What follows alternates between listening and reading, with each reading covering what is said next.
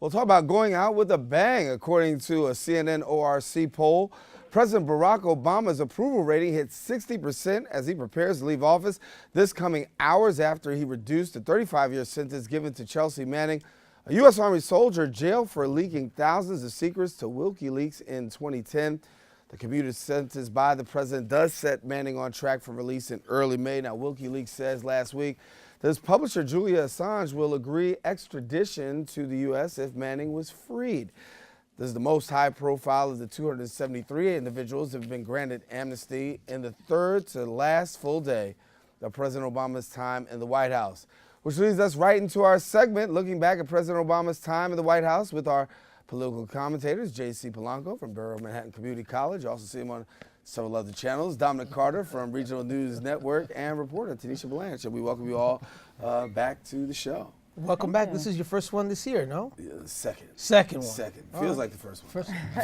But give me a little bit about, so let's talk here now. Only a couple of days left for President Barack Obama. Obviously, and I'll start with Tanisha, 60% approval rating. I think that's number 3 or 4 amongst all-time presidents since we've been doing approval ratings. What do you think this means for the Obama legacy? I think it's a great thing. Normally when presidents leave office, they get books. They get a book contract after they leave office. I think it's excellent for President Obama.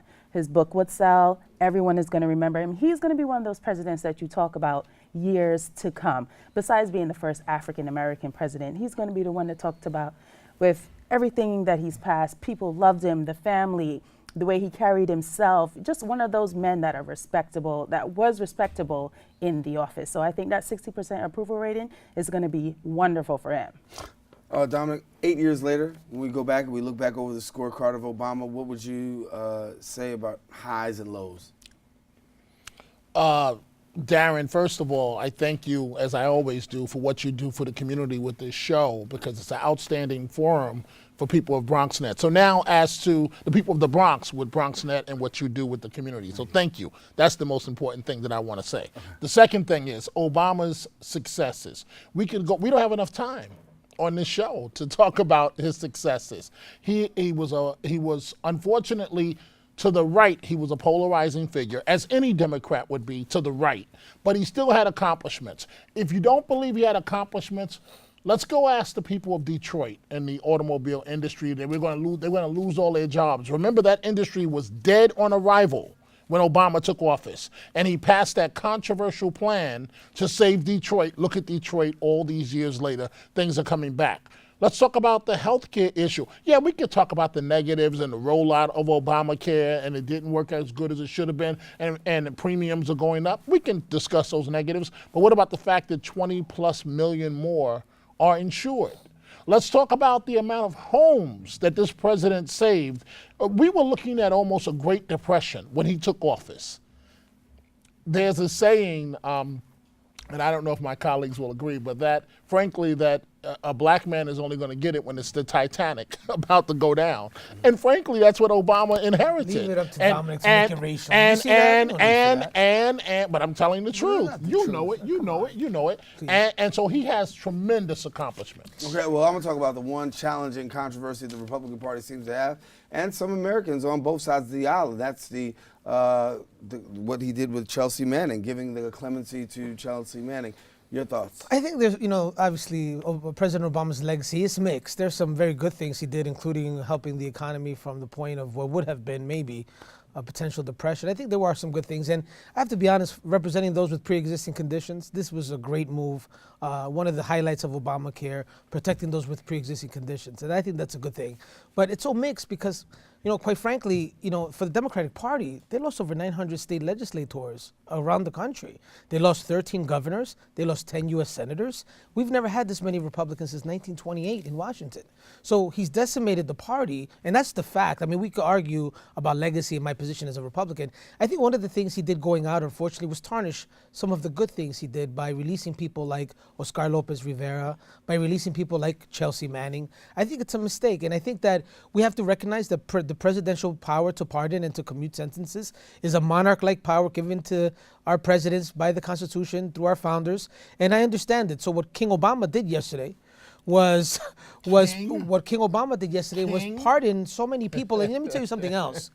He pardoned so many drug offenders under the auspices of civil rights and under the auspices of criminal justice reform. But with drug addiction and drug overdoses and drugs plaguing communities around the country, I think it sent the wrong message. So I think he tarnished his legacy somewhat on his way out. You might say President Obama pardoned so many drug offenders, but George Bush killed a lot of Americans when he sent us to war. That's just So- that's not fair. And To the say that last President- time Republicans were in office, well, not the last time, kind of bomb but is that? during the Great Depression, weren't the Republicans in office?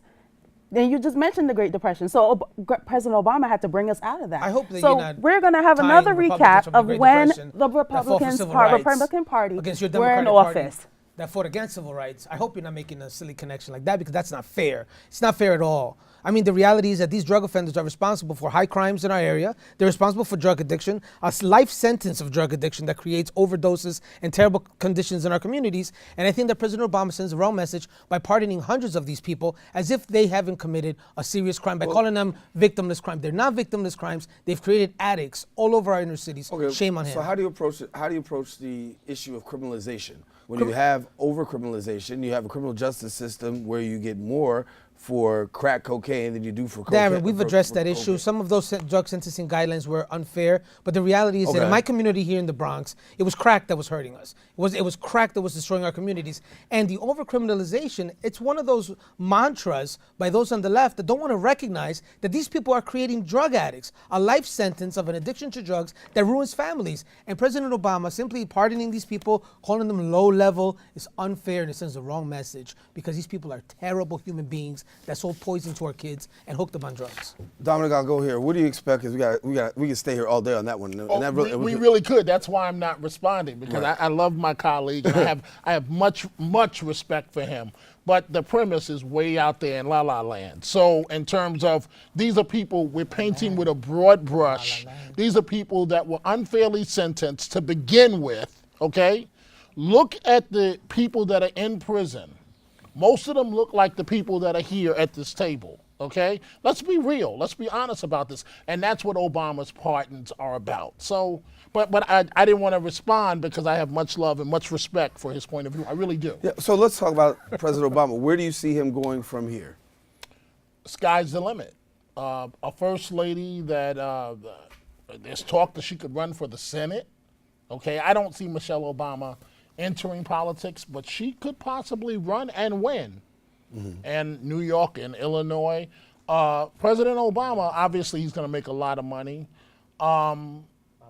The dynamic, the type of person Obama is, look at how he's treating the incoming president. He's showing him much respect in terms of the transition of power. So it's the sky's the limit for Obama. He'll take on causes that are important to him. Look at the first daughters. We watched them grow up in the White House, and now they're articulate, charming young ladies with a marvelous future.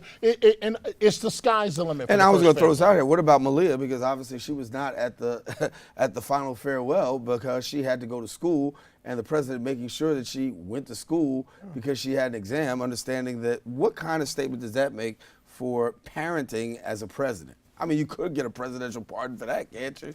I think it goes back to when we were here probably about 2 weeks ago, and I said that the way that the Obama family raised their daughters, it just showed the type of family and parents that they are. They're still homegrown parents that grew up in a stern household that had parents that tell them right from wrong. They're still great parents. It doesn't matter. They put their presidency aside to still raise these daughters. It's 8 years out of the rest of their life. They still need to be instilled great values, how to be a lady, how to be a woman in these times. And I think it shows great for the Obamas that they were still able to raise two wonderful daughters in a time like this as still being president. So I think it speaks volumes for the first family. And I think it's wonderful. I think it's inspirational for so many. You know, when you think of people of color and the kind of reputation that we have nationwide and the stereotypes that are applied to us, you know, being great families isn't one of those things. As a matter of fact, broken homes is what we always hear about. And they always blame that for a lot of the reasons of what's going on in our communities.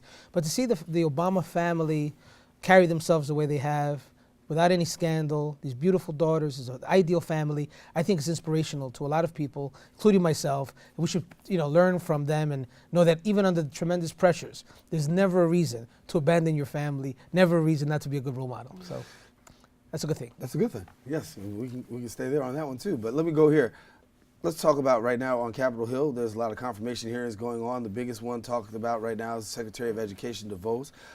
And given the fact that some questions are being asked right now about whether or not she is actually fit for the job, I think she had a big stumble between understanding what proficiency and growth was yesterday, not to mention several other questions as to one coming out of Senator Bernie Sanders, whether or not the fact that her wealth got her that position. JC, how do we see this going up here? I knew this was going to be a controversial pick. To be Secretary of Education, I think you should have some sort of education background. I've been a teacher for 17 years.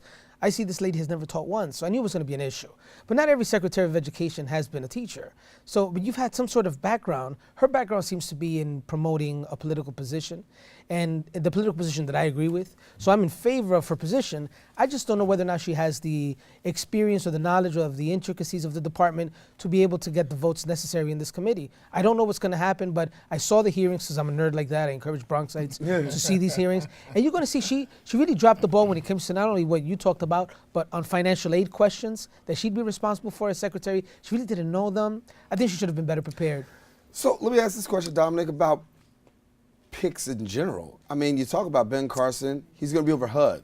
You talk about Elizabeth DeVos, Secretary of Education. I mean, okay, granted, if you're going to pick people, would you not place them in the areas to which they're proficient? It's almost like our new president is thumbing the eye of the American public. We could almost go by any nominee he has made and raise serious doubt of whether that person should be confirmed. And it also, from education to Secretary of State, we could go down the list to conflicts of interest for the Health and Human Services Secretary, pushing a bill and then buying the stock a week later. Each and every one the American people could take issue with. I'm disappointed in our president-elect, not in terms of the fact that he was elected, but come on, Mr. President, you're bigger and you're better than this. You have to appoint qualified people. Now, he will say, I'm sure if he was here right now, he would say he's rocking the boat, he's shaking things up. But we're talking about the lives of the American people. So it's very scary what he's doing. It's very scary. You reported at the top of the show about the John Lewis situation. Mm-hmm. We just passed King Day weekend. Now, maybe Representative Lewis should not have issued that comment about him being not a legitimate president. But this is one of the last living icons of the civil rights movement. And Mr. President, you were not big enough to just let that go. You had to tweet numerous times disrespecting John Lewis. You're bigger than that, Mr. President, and your appointees. And I asked the question, did he actually know who John Lewis was when he actually tweeted against John Lewis? So when we talk about all of this as a whole, we know Donald Trump will be taking office in the next couple of days. Talk about the mood of America. What do you gauge to be the mood of America right now? Actually, yes. On Martin Luther King Day, I actually covered a story where we had Senator Charles Schumer, Bronx Borough President, the Bronx DA, even a controller for New York City here. And the mood of the program was, everyone was just in awe. Everyone was not ready for what's about to happen. Everyone wants to everyone wants to boycott. Everyone is not happy. It's not like when President Obama was at his inauguration. It's not a good tone. Everyone is not excited. Well, the majority of people aren't excited. Well, there are a lot of people excited. I will say that. I mean, I was down in Washington last week, and I walked around, and I saw a lot of people. As a matter of fact, there's a lot of people walking around with red "Make America Great" signs, and they've got Trump shirts. I believe that there's a certain faction of people that are actually really excited about a Trump presidency. The question is, will they be excited 4 years from now? That's the big question. So listen, got to take a quick break. We'll be back with more open. I think. We'll be back with more open. If we're not done, I think we might have another segment, but if we don't, thank you. I'm not sure. I got to check. We'll be back. Stay with us. We'll tell you what's coming up right after this.